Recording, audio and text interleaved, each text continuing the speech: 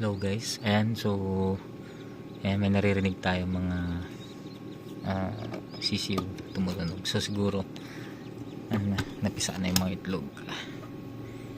Ayan, so ito yung incubator. Ayun, nahulog na.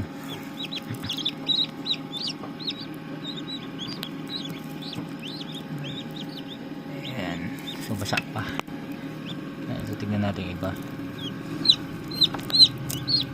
Ayun, nahulog. May isa pa doon. Ayan, tapos ito ay ayan, may butas na.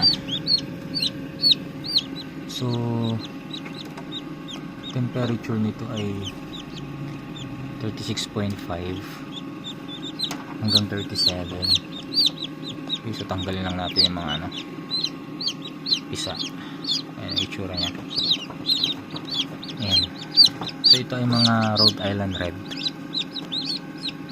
cross sa Black Astrolord. Okay, so okay naman, magandang lahi. Ayan,